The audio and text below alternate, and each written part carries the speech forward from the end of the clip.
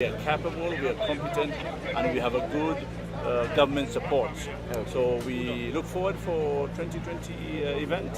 We've held a very successful trial event, and I'm almost certain that it will be coming back here. Yeah. When that happens, we're talking about a direct injection of 3-4 billion shillings into our economy. But more importantly, World Rally Champions, it's watched by 1 billion people across the whole world. So in June 2020, for about 3 or 4 days, 1 billion people will be focused on the Republic of Kenya. 1 billion people will watch our flora and our fauna. 1 billion people will watch our people, they will watch our cultures.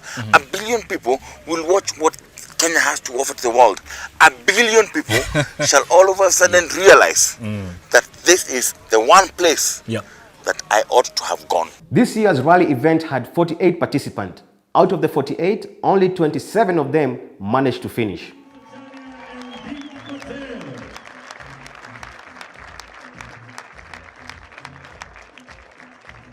Let's hear it for Uganda, please.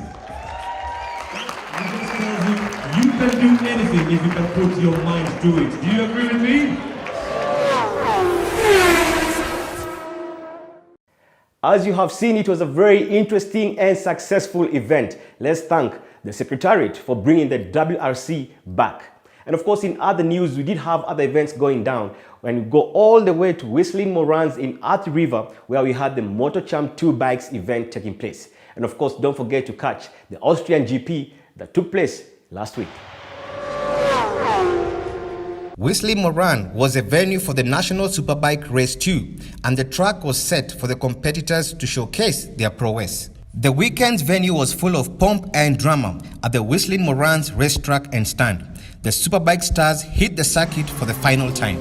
The track had different levels of corners and fast downhills with large amounts of runoffs.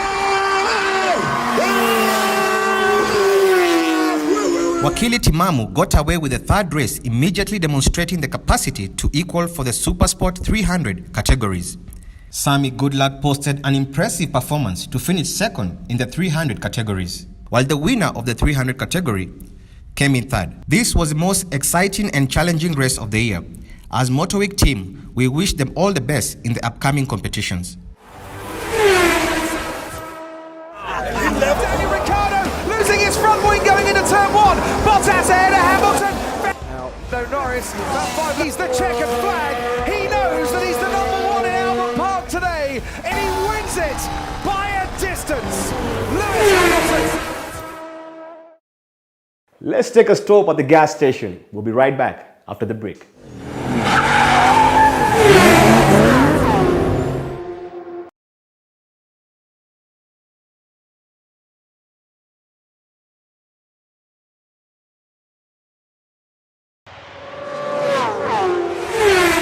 Now let me jump to the passenger seat, or some of you call it the co-driver's seat. How many of you know about the world of navigation in rally?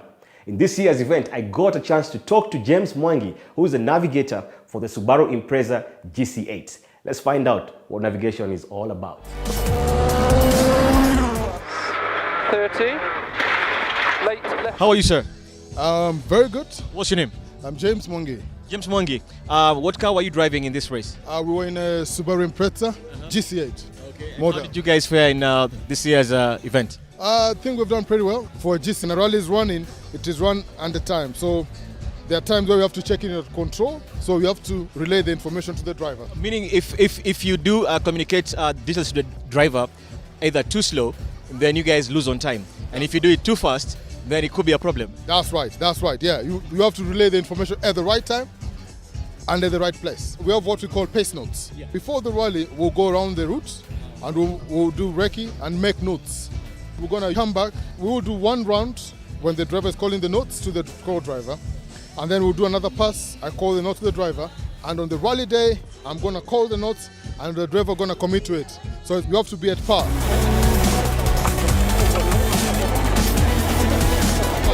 In the world of navigation, different teams use different systems for navigation. Like I think in Europe they use the Jemba system, Is there a specific system that is used here in Kenya or East Africa? It's what I can say in world of navigation.